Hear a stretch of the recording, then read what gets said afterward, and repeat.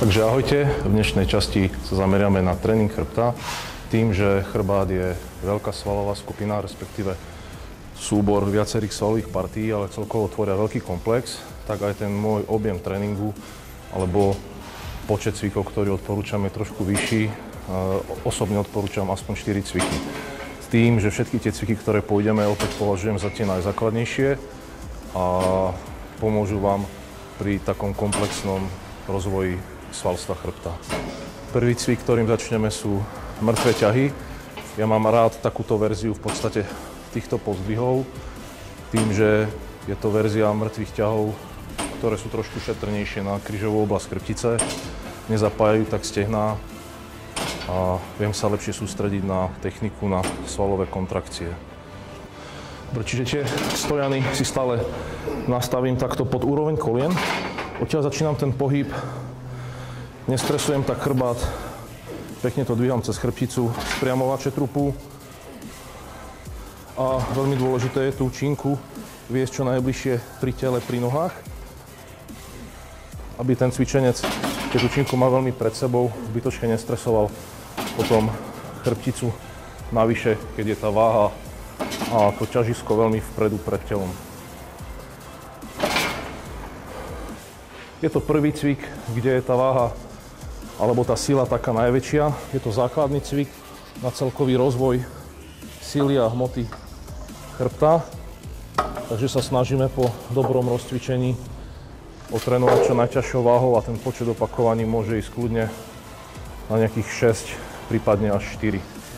Tým bol prvý cvik zameraný na celkový objem a sílu chrbtového svalstva. Tak druhý cvik, pôjdeme príťahy na kladke širokým uchopom k hrudníku. Je to výborná alternatíva pre tých, ktorí sa nevládzu dvíhať na hrazde. A tento cvik je zameraný najmä na celkovú šírku širokého svalu chrbta. Trub je len mierne zaklonený. Pohyb vykonávam v celom rozsahu, tak aby som v hornej polohe chrbát prestrečoval, v spodnej polohe potom chrbát na pol. Tie svaly sa snažil trošku zmrštiť, stlačiť. V trupe sa veľmi nezakláňam, aby som zbytočne nezapájal spriamovače trupu. Tie som dosť zapojil v predchádzajúcom cviku.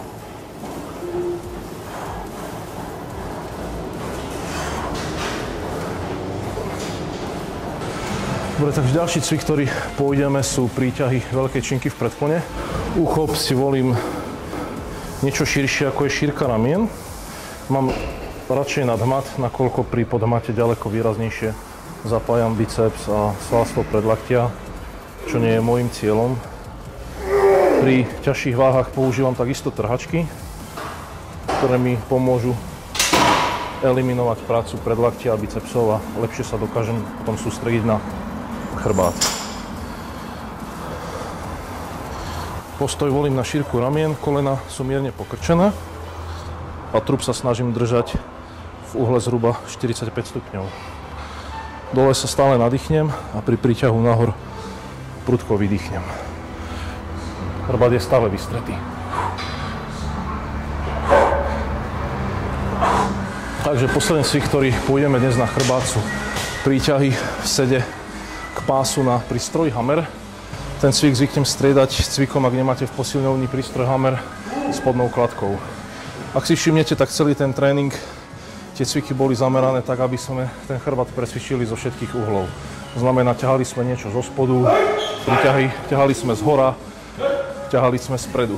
Takže takýmto pestrým tréningom z rôznych uhlov, z rôznych smerov precvičíte ten chrbát komplexne a máte istotu, že ten svalový rozvoj bude komplexný. Opäť sa snažím cvičiť v celom rozsahu pohybu. Chrbát natiahnem, nadýchnem sa a kontrakciou chrbta hore, v hornej polohe potom vydýchnem. Občas sa snažím ešte to svalstvo trošku podržať, aby som ten cvik nevykonával iba cez ruky, ale naozaj ten chrbát adekvátne stimuloval. Cvik vykonávam opäť v 4 sériách po 10 až 12 opakovaní.